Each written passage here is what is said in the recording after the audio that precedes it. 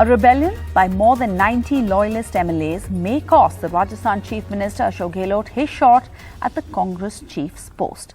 Though Ashok Gehlot has apologised for the situation, the Gandhis are reportedly upset with him for humiliating the Congress, and the High Command is mulling its options. So is Gehlot out of the race now? Has he gone from being the preferred candidate to being full-blown rebel? Mr. Gehlot is to file his nomination papers for the October 17th Congress presidential poll elections tomorrow. And as the Rajasthan crisis peaked, now another potential candidate, Kamal Nath, arrived in Delhi in his meeting with Sonia Gandhi. He is said to be mediating in the Rajasthan crisis, NDTV has learned. But could there be more to that meeting?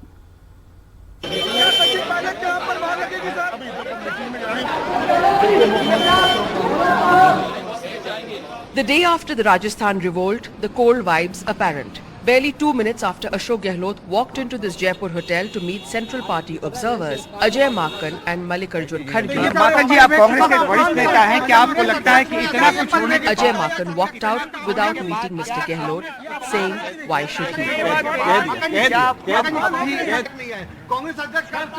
The Chief Minister has also claimed he had no control over events last night, where the Congress MLAs skipped the CLP meeting and instead met at the house of Gehlot loyalists, where 90 MLAs protested the move by the High Command to make Mr. Gehlot's rival, Sachin, the Chief Minister. They even refused to meet the party's central observers. But Ajay Maken made it clear that the High Command isn't buying Mr. Gehlot's denials, given that observers had come purely at Mr. Gehlot's convenience. Congress विधायक दल की meeting मुख्यमंत्री जी से पूछ करके उनकी अनुमति से, उनकी सहमति से और उनकी कन्वीनियंस से रखा गया। मुख्यमंत्री निवास के ऊपर ही उन्होंने कहा शाम को 7 बजे रखना है, तो उनकी कन्वीनियंस से ही ये मीटिंग रखी गई, जो सबसे पहले आप सब लोगों को हम बताना चाहते हैं। MLAs loyal to Sachin and Mr. Gehlot clashed over Mr. Gehlot's role in engineering the rebel gathering.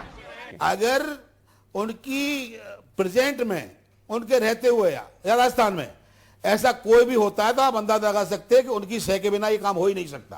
Ashok Gehlot ji ने एक विधायक से ये नहीं कहा। गहलोत जी के साथ में तन्नोट माता जी के मंदिर में सुबह निकला था, और गहलोत जी के साथ में हवाई जहाज में बैठा रहा, हेलीकॉप्टर में बैठा रहा, मंदिर में रहा, खाना साथ में खाया, वहां फोन पकड़ नहीं रहे।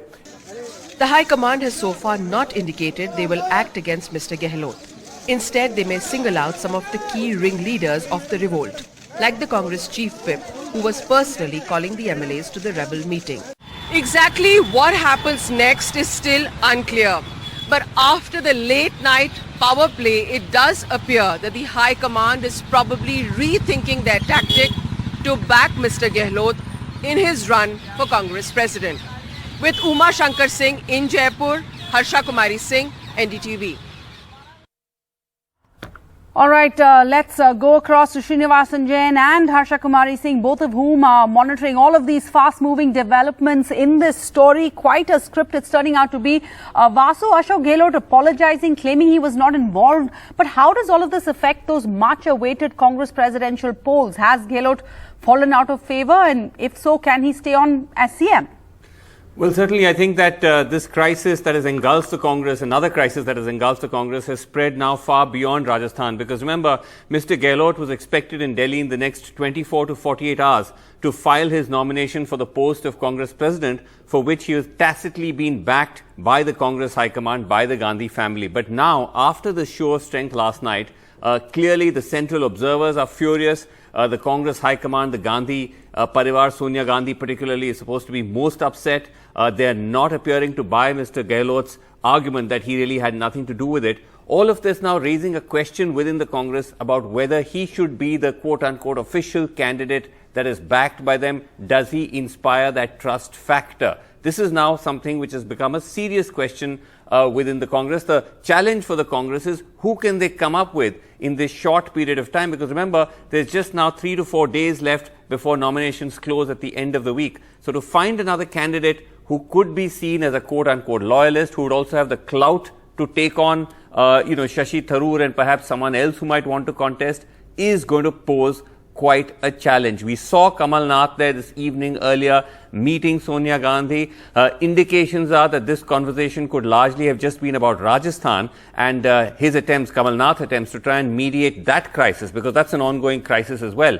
But whether Kamal Nath now emerges as the plan B in the event that Mr. Gehlot is sort of encouraged to drop out of the race is something we'll have to wait and see. But at the moment, the Congress now battling two crises, one in Rajasthan where they still have to figure out how to effect a leadership change without threatening their government there, and also the crisis that has now surrounded their choice for the presidential candidate elections.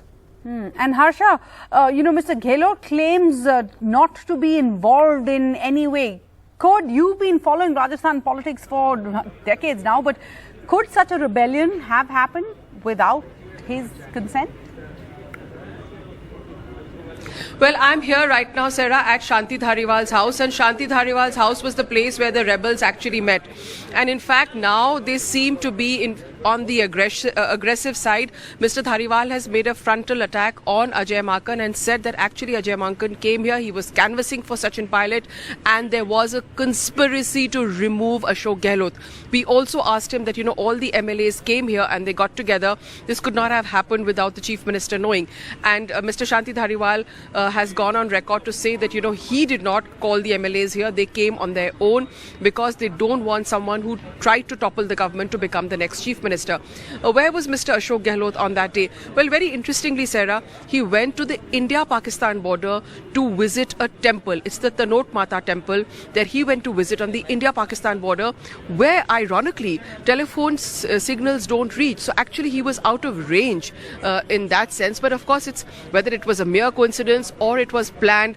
It's interesting that when this rebellion was happening, Mr. Gehlot was on the India-Pak border at a temple where mobile phones apparently cannot reach.